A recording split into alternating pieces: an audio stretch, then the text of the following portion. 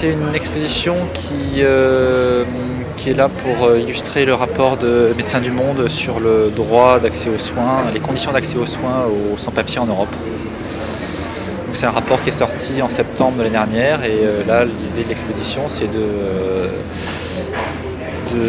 pouvoir donner accès à un plus large public à ce rapport, de manière à sensibiliser les gens à ce que c'est que d'être un sans-papier en Europe aujourd'hui. C'est un sujet sur lequel je travaille depuis pas mal d'années. J'ai commencé en 2000 à peu près, à Sangatte en fait. Et c'est là où j'ai découvert l'aberration des politiques migratoires européennes. À la fois un pays comme la France où on empêchait les gens de partir, d'aller en Angleterre, et à la fois où on les accueillait pas, on leur permettait pas de rester en France. Donc que faire grâce à Médecins du Monde, j'ai pu justement continuer et aller plus loin et aller dans d'autres lieux où l'actualité, où les supports, je dirais, médias classiques n'avaient pas permis d'aller.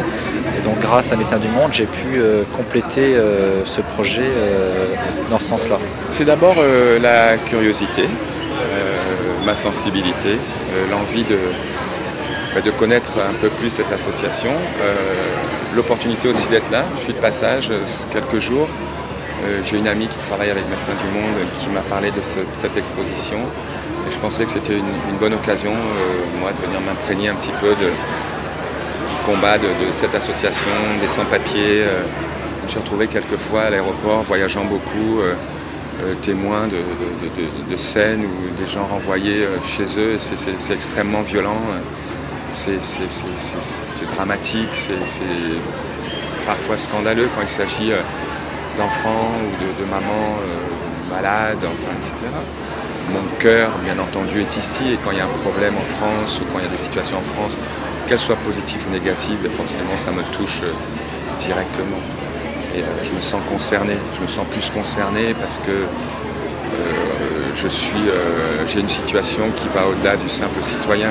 J'ai la possibilité d'avoir une voix, une parole, et j'essaie de m'en servir du mieux et défendre des causes qui me semblent justes. En fait, c'est assez amusant parce qu'on rêve tous de gagner beaucoup d'argent, d'avoir du succès. Et puis les privilégiés qui arrivent parfois, lorsqu'on garde un petit peu les pieds sur terre, on pense qu'à une chose, c'est de se retrouver dans un endroit avec des pêcheurs, pieds nus, où il n'y a rien, où il n'y a pas de lumière, pas d'eau, pas d'électricité. C'est les meilleures vacances, c'est les meilleurs moments. C'est assez étonnant. Moi, en tout cas, mes meilleurs moments, les meilleurs moments de ma vie de vacances, c'est dans des situations-là.